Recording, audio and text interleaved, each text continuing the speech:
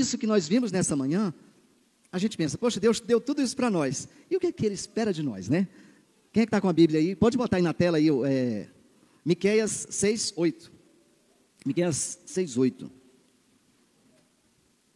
Miqueias é um daqueles livros, né, que prega a peça na gente, a gente fica procurando e não acha, vai para um lado, vai para o outro, ele fica pequenininho, apertado lá entre obadias. Então ele vai direto no índice, né? Agora que a gente usa o celular, né, então é mais rápido, acha rapidamente, né? Mas Miqueias está aí, gente, pode ter certeza, ele está aí na Bíblia, bem imprensadinho aí, você vai encontrá-lo aí. Então, gente, esse texto de Miqueias, capítulo 6, versículo 8, é um versículo muito bonito. E os que gostam de pregar, né? Cadê? Vai aparecer, está difícil ali. Esse versículo, ele chega num momento do livro de Miqueias, que na época de Miqueias, as pessoas, a sociedade, ela estava praticamente como a sociedade que nós vivemos hoje. Tinha muita injustiça social, muitos crentes falsos, tinha muitas, como é que se diz? Muitas pessoas que gostavam de se dar bem, o jeitinho, tudo isso é coisa antiga. Então, o profeta chega nesse momento para denunciar o que está errado e bater de frente com isso. Você vai ver nos capítulos anteriores que isso acontece, né? Justamente ele está denunciando esses problemas que havia naquela sociedade. Tem como botar aqui na projeção o texto bíblico? Miqueias 6:8, é possível? Se for possível, irmão. Se tiver uma tradução revista, corrigida ou atualizada, seria melhor, só para eu mostrar aqui algumas coisas para os irmãos. Acho que vocês estão usando a NVI, né? Isso, NVI. Tem como mudar a versão? É possível? Beleza. Essa equipe aí, rapaz, é top demais. E esse versículo, pastor Roberto, é um daqueles versículos maravilhosos que o sermão vem pronto, né? Ele traz prontamente, né, a pergunta de transição, né? O que é que Deus espera de nós? Aí passa para o versículo 9. Nessa versão aí, passa para o 9. Isso, né? Tá certo isso aí? A voz do Senhor clama. Não, acho que tem alguma coisa errada aí. Tá igual a Bíblia de vocês, não, né?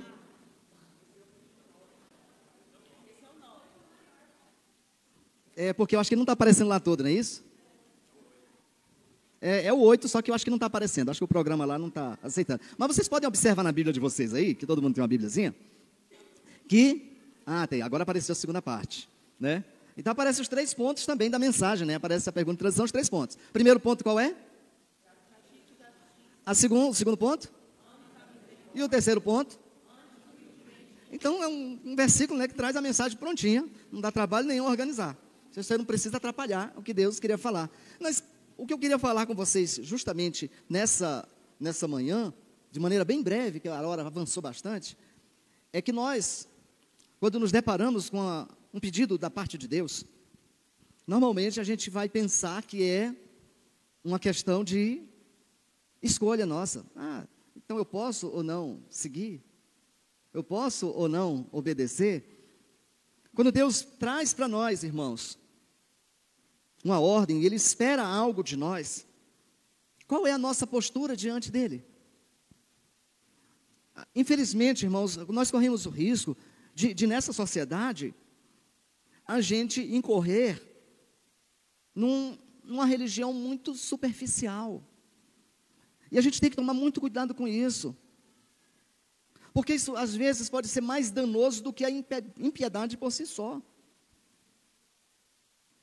Porque ficamos com um falso evangelho, uma falsa cara de cristão.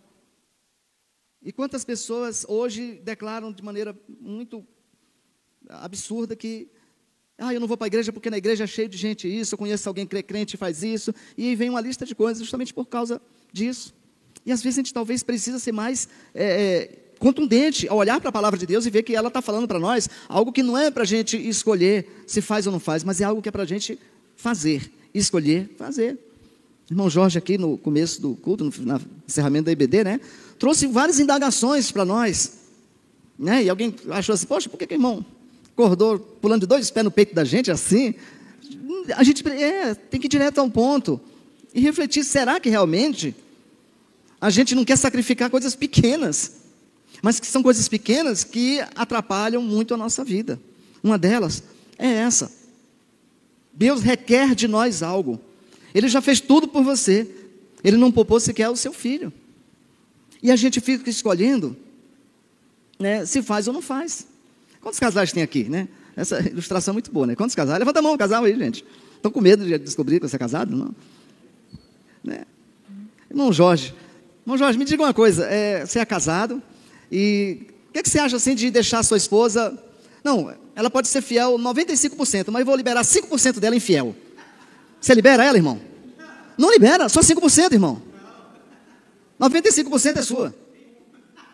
Alguém aqui libera? 4%? 3%? Só 1%. Libera. O cônjuge, só 1%. Libera, não libera não? Mas aí com Deus a gente quer ser fiel só quanto por cento? A gente quer escolher ser fiel a Deus só no que é conveniente para a gente, né? O restante a gente é infiel para Deus. Já pararam para pensar nisso? Aquilo que a gente não abre mão do nosso cônjuge, a gente, que Deus que se vire por lá, porque esse tempo é meu, não é de Deus. Eu mereço, né, irmão Jorge? Exatamente. Deus requer de nós algo. E esse versículo ele lista 3 coisas que Ele requer de nós. E é muito claro a gente olhar que, quando Deus, logo no começo do versículo, Ele diz o que é que Ele requer de ti. E Ele vai falar que você ande, que você pratique. Isso implica, meus irmãos, em movimento, ação. Ser cristão não é algo passivo. Não é algo passivo. Convido vocês a ficarem em pé. Agora que todo mundo se acomodou para ouvir a mensagem, né? Convido todo mundo a ficar em pé, né? Todo mundo já estava encaixadinho aí, no maior conforto. E fica em pé. Gente, movimento.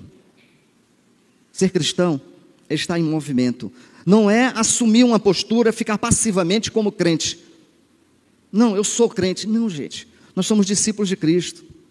Crer por crer. Tem gente que crê muito mais do que você. Sabe quem? Os demônios. Eles creem muito mais do que você. Eles estremecem diante de Deus. E a gente se acomoda numa postura dizendo, não, isso aí não é para mim, isso não é.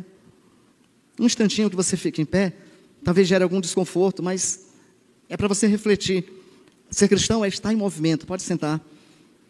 São atitudes, são ações que você tem, positivas, que mostram que você confia em Deus, que você crê em Deus, que esse Deus é tão real para você, que você compartilha Ele com outras pessoas. Então, as 3 colocações do versículo 8, elas vão apresentar dessa forma. Implica em ter atitudes, movimento.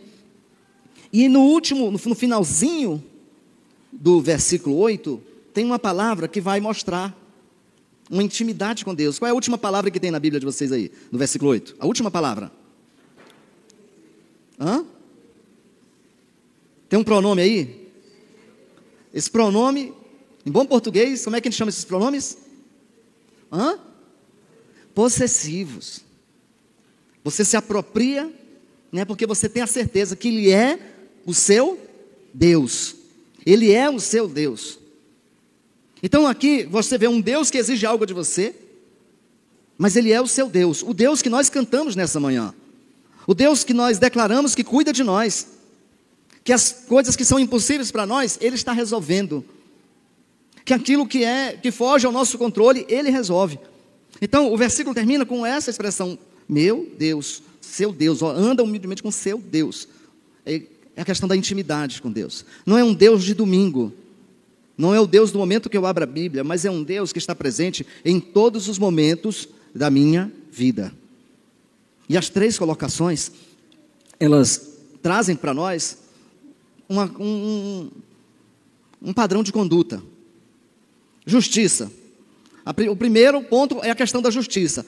Uma sociedade com injustiça social não se combate no Facebook, no Twitter, no Instagram, não é lá. Primeiro a gente deve orar, como já foi dito nessa manhã, orar pelas autoridades, pelo cenário, por tudo isso. Mas a nossa postura tem que ser uma postura justa. Quando Jesus coloca que a nossa justiça deveria exercer, irmão Jorge, a dos escribas e fariseus, deveria ser mais justo que eles. E quem eram esses 2 caras na época? A gente pensa que eram os piores, né? Não, os escribas eram responsáveis pela cópia dos textos sagrados. Olha o padrão dos caras. E os fariseus? Os fariseus é aqueles caras que decoravam o Pentateuco. E a gente só decora João 3,16. E eles decoravam o Pentateuco todo lá. e sabiam a palavra, tudo. Então era anos de dedicação, e nós temos que ser mais justos que estes, foi o que Jesus falou. Então você, como cristão, você precisa praticar a justiça, você tem que ser mais justo que qualquer pessoa. Qualquer pessoa. Não tem nenhum juiz nessa cidade que tem que ser mais justo que você. Atualmente está até fácil isso, né? Mas deixa para lá, esse é outro assunto. Você tem que ser a pessoa mais justa dessa cidade. Você tem que ser a pessoa que transpira justiça, que transpira fazer o que é correto. Jesus cumpriu toda a justiça, Ele deu exemplo para nós. E nós temos que nivelar pelo padrão de Jesus. É isso que Deus espera da Igreja Batista Jardim das Esmeraldas. A segunda coisa aqui é a questão da humildade. Não, perdão, misericórdia. Misericórdia, compaixão, empatia. O que é, afinal de contas? O que são essas coisas? É sofrer junto. É você saber que tem alguém que está passando por um problema e você não consegue ficar em paz enquanto você não ora, enquanto você não apresenta diante de Deus essa situação. É sofrer junto. Os nossos pecados ofenderam tanto a Deus. Causaram em Deus o nojo, o incômodo por causa das nossas atitudes, nossas iniquidades. E a atitude dele qual foi? Ele envia Jesus Cristo, o Filho dele, o precioso Filho, para morrer no nosso lugar, nos substituindo. Isso é misericórdia. E Jesus Cristo disse, né, a respeito de si próprio, falou para os seus discípulos, que ele não pouparia a própria vida. E assim como ele fez isso, nós também deveríamos fazer. O sacrifício nosso pela misericórdia deve ser esse. Nada de pensar, é problema dele. Não, gente, é problema nosso também. Ore, ajude, estenda a mão. Talvez a gente não consiga ajudar todo mundo, mas é muito fácil ajudar alguém que está no seu raio de ação. Ajude alguém, se disponha, esteja pronto para exercer misericórdia, assim como Jesus Cristo fez. E a terceira parte do versículo, que fala justamente sobre a questão da humildade. Andes humildemente. Ai, humildade. Será que somos humildes? Irmãos, é muito fácil. Tem alguém que é muito próximo de você, né? Todo mundo aqui tem alguém muito próximo, cônjuge, né? Amigo, pai, mãe, filho. Você consegue colocar na sua mente agora e pensar assim: eu conseguiria me virar bem sozinho? Será que você consegue fazer isso facilmente? Dizer assim: ah não, se eu ficasse sozinho eu ia me virar muito bem. Ah, era muito melhor eu estar sozinho. Ou você tem humildade para chegar para essa pessoa e dizer assim: olha, por favor, não vai embora não. Não me deixa não, porque eu preciso de você. Às vezes a gente tem uma soberba que faz com que a gente se ache autossuficiente. E é inevitável. Se você se acha autossuficiente em relação às outras pessoas que te cercam, quanto mais a dependência de Deus. Se você acha que não precisa de ninguém aqui nesse mundo, de Deus mesmo que você não precisa. Se você acha que você está muito bem sozinho aqui em relação às pessoas, você não vai ligar a mínima para o que Deus tem para você. Porque o Deus que você serve, Ele diz que você deve amar o próximo como você ama a si mesmo. Só que você ama a si mesmo querendo que está sozinho e o resto do mundo que fique para lá. Você precisa aprender, se você pensa assim, você precisa aprender a andar humildemente na presença de Deus. Principalmente porque Deus resiste ao soberbo, mas Ele dá graça a quem? Aos humildes. Alguém pode ouvir o Davi falando aqui na frente, né? Deus me deu inteligência. Isso é humildade. Ele não disse eu sou inteligente, não, ele disse Deus me deu inteligência. Todas as coisas boas que ele listou a respeito de si mesmo, vieram de onde, gente? Ele deixou muito claro para nós, vieram de Deus. E eu sempre falo assim, né? Se tirar Jesus da minha vida, sobra o quê, gente? Não sobra nada. Não sobra nada. Então nós precisamos aprender a humildade. Não vai ser agora de manhã que nós vamos aprender sobre isso. Mas esse é o caminho. Releia em casa esse texto bíblico e deixe ele falar ao seu coração. Você precisa buscar ser íntegro em todas as circunstâncias da sua vida. Você precisa cultivar a compaixão. Irmãos, cultive isso. Não é algo que você vai esperar, seja proativo. Como você é proativo para buscar coisas boas para você, seja proativo em perceber o mundo ao seu redor, para exercer compaixão. E por último, busque a vontade de Deus em todas as áreas de sua vida. Todas as áreas. Isso é humildade. Colocar Deus em tudo que você faz. Para você deixar claro que você é 100% fiel a Deus. E não existe nenhuma área da sua vida que você cuida dela sozinha. Nessa manhã, eu não tenho como propósito aqui fazer igual o irmão Jorge, que deu uns pés nos peitos dos outros aí cedinho, não é isso? Não. Brincadeira, irmão Jorge. Não é isso, eu não estou aqui para bater em ninguém, não estou aqui para criticar ninguém, nem não sou melhor do que nenhum de vocês. Mas o meu objetivo nessa manhã é trazer à tona que Deus já nos deu tantas coisas.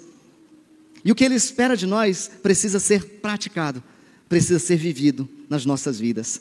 E o meu desejo é que assim como Deus falou no meu coração, e me deixou devendo horrores, quando eu vi isso aqui, eu disse, eu preciso caminhar muito contigo, Pai. Eu quero também que vocês fiquem com esse sentimento. Que nós precisamos caminhar muito com Deus.